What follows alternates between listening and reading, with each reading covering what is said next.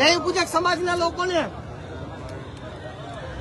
આંદોલનના ભાગરૂપે સહકાર આપવા આવ્યા અને આજે ભનીબેન છે એમને ન્યાય મળે એ અર્થે આજે બહોળી સંખ્યામાં સમગ્ર સમાજના લોકો ભેગા થયા છે. પણ આજે 6 દિવસથી આજે 5મો દિવસ આંદોલન ભનીબેન ઓફ થઈ ગયા.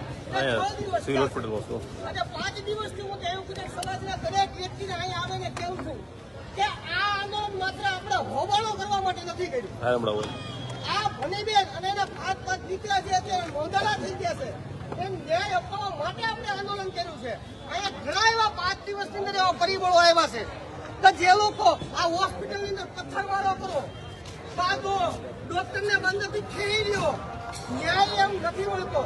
એના કારણે તમે જરા યાદ કરી લેજો, એક પોલીસ કોન્સ્ટેબલ જેનું અકસ્માતે પડી જવાથી મૃત્યુ થયું, 49 દલિત સમાજના આગેવાનોને જેલમાં નાખી દીધા અને એક વ્યક્તિ 8 વર્ષ જેલમાં રહ્યો. એના ભાગરૂપે હું પણ 8 મહિના જેલમાં રહ્યો.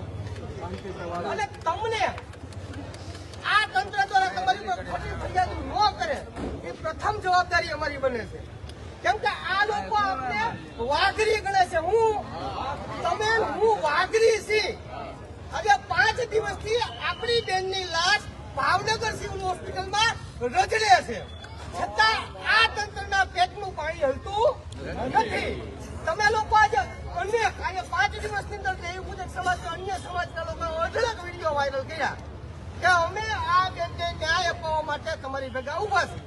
પણ 5 દિવસની અંદર અહીંયા 25 વ્યક્તિની ઉપર 26મો વ્યક્તિ નહોતો. આ તમારા લોકોનો સહકાર છે. તકલીફો પણ છે. નરેશવાળાના શબ્દોથી બધાને દુઃખ થાય ભાઈ, પણ ન્યાય એમ મળતો નથી. આમ હોબાળો કરવા એકની પૂરતું પબ્લિક ભેગું કરવાથી ન્યાય નથી મળતો. આ જાડી ચામડીનું તંત્ર છે.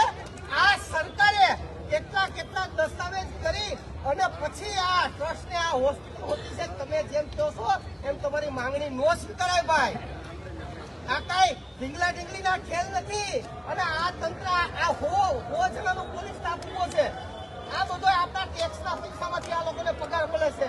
1.5 થી 2 લાખ રૂપિયાનો આજનો પગાર આપણી પાછળ વેઠાય છે. પણ આ હોસ્પિટલ પાસે આપણી માંગણી સ્વીકારાય એવું આ લોકો ઈચ્છતા નથી. આપણી માંગણી શું છે તો કે આ ભનીબેન ઉપર જે અન્યાય થયો છે, જે ડોક્ટરની બેદરકારીથી આ બેનનું મર્ડર થયું છે, એ બેનને ન્યાય મળે અને ફોજદારી ગુનો દાખલ થાય અને જે કોઈ તંત્રમાં ડોક્ટરો છે અને સ્ટાફ છે એની ઉપર ફોજદારી ગુનો દાખલ થાય. બીજું, અહીંયા માત્ર ગરીબ દર્દીઓ જ આવે છે. ગરીબ લોકો સિવાય સાવકારો કોઈ અહીંયા આવતા નથી. જે ટકનું લઈને ટકનું ખાય છે એ જ અહીંયા મફત સારવાર લેવા માટે આવે છે અને એ સરકારની જવાબદારી છે. આપણે મફત સારવાર આપની સરકારની જવાબદારી છે. આ કોઈ હુમાણે નથી આપતા. અમને આપણે કોઈ સારા જોઈના લોકો સારવાર નથી આપતા. પણ આપણે આજે અહીંયા લૂંટવામાં આવે છે. એ માંગણી આપણે આ લોકો મૂકી શકતા ને અહીંયા લૂંટવાનું છે. ગરીબ લોકોને લૂંટવાના જે કાવતરા ચાલુ કર્યા છે ને તમારા કાવતરા બંધ કરો. આ બધું ક્યારે શક્ય બનશે? તમને એવું લાગે કે આપણે અહીંયા બેઠા છીએ એટલે આ લોકો આપણી માંગણી સ્વીકારી દે એવું મનમાંથી દેવું હોય તો તમે કાઢી નાખજો. અહીંયા હજારોની સંખ્યામાં રોજ છે આ આંદોલનની અંદર લોકો હશે ત્યારે આ તંત્રનું કેટલું પાણી હશે. બાકી આ લોકોને પાછા પર ફરક નથી પડવાનો. નરેશભાઈ 6 દિવસ અન્ન પાણી વગરનો કલેક્ટર કરીને ભૂખો તરસો મરી ગયો, છતાં આ લોકોએ અમને ન્યાય નથી આપ્યો. અને આ તમે એક વિચાર કરો કે ઘણા લોકો અહીંયા સજેશન આપતા કે ડેડ બોડી લઈ લેવી પડે, રજડે છે, તમારી વિધિ કરી નાખવી પડે, બરોબર? કેમ કે એ લોકોને તો ક્યાંકથી ભલામણ આવ્યું હોય. હવે તમારી ડેડ બોડી રજડે છે છતાં તમને એ લોકો ન્યાય નથી આપતા. તમે બેસો તો હું તમને કપૂરો ન્યાય. અને આની અંદર જે લોકો આવ્યા છે બધા ખૂબ અભિનંદન છે. સમાજને આ લોકો સહકાર દેવા આવ્યા. પણ તમે અહીંયા બેઠા જ રહો ને આ લોકોની આવે ત્યારે તમને ન્યાય મળશે. ન્યાય આપણે કોઈ ભીખમાં નથી લેવાનો ભાઈ. ન્યાય આપણે આજથી લઈ લેવાનો છે, આપણો અધિકાર. આ બેનના આજે દીકરા રજડી પીડા છે એને તમે ન્યાય અપાવવા આવ્યા છો. કાલે તમારા ઘરની અંદર આવો બનાવ બનશે. એટલે સમગ્ર સમાજના લોકોને વિનંતી કરું છું કે જે કોઈ લોકો આ બેનને ટેકો આપવા આવ્યા છે, આજે દૈવ પૂજક સમાજ જાગૃત થયો છે પણ આ આંદોલન નિષ્ફળ થયું એટલે દૈવ પૂજક સમાજને જે હાલતમાં આ લોકો બોલાવતા હતા ને એનાથી ડબલ ખરાબ હાલતમાં આ લોકો બોલાવશે. તમે ભૂલતા નહીં. એટલે સમગ્ર આ ગુજરાત આખાની અંદર પડકો પડ્યો છે. હરેક સિવિલ હોસ્પિટલનો બનાવશે કેમ કે સરકારે બધી થાય છે નહીં. હજી 3 દિવસ પહેલાનો બનાવ છે. 11 મહિનાનો દૈનિક પૂજક સમાજનો દીકરો, 11 મહિનાનો આઈસીયુમાં દાખલ છે. ડોક્ટરે એને એવું કીધું 50% તમે ફી ભરો પછી અમે સારવાર કરી. એટલે ભાઈ છે ને મારી પાસે રોતો આવ્યો આજ સાંભળીએ. એટલે અમે ગયા અને ડોક્ટર જોકે સમજી ગયા એ સારવાર ચાલુ કરી દીધી. બાકી તમે જો આ તટસ્થ આંદોલન નહીં કરો અને તમે માત્ર ભાષણ અને વિડીયો બનાવીને ફેમસ થવા માટે જ આવ્યા હોય તો આંદોલન શક્ય નથી. આંદોલન સફળ થવાનું નથી. આટલું ગાંઠ બાંધી લેજો.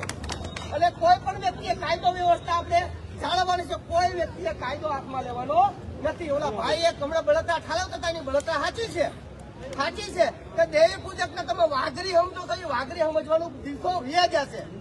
હવે અમે જાગૃત છીએ અને અમે તમને તમારા મોઢા ફાડી નાખે અમે તમને જવાબ દેવાની મારામાં તેવડ છે.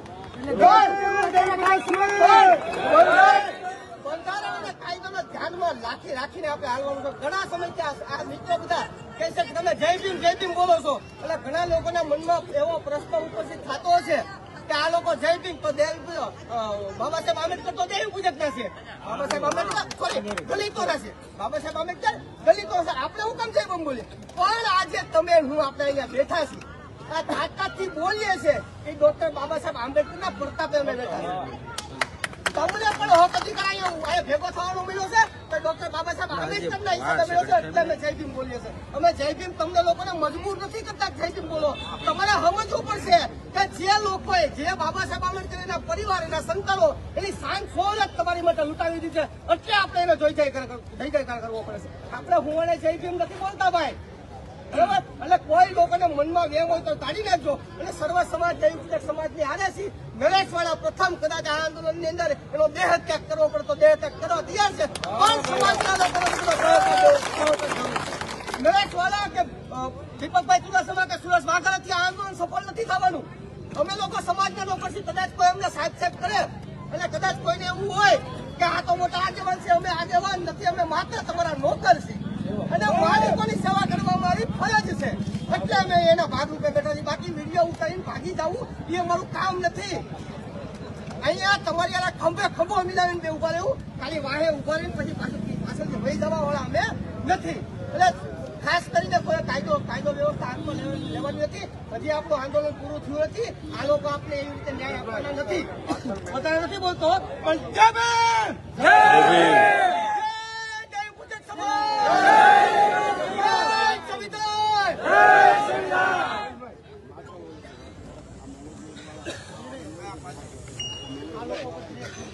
નહીં આ બધું રહ્યું ને જ્યાર પછી પીએમ રિપોર્ટ આવે ત્યાં પછી અત્યારે રણજીભાઈ, બંધ ફિનિશ કરી નાખો.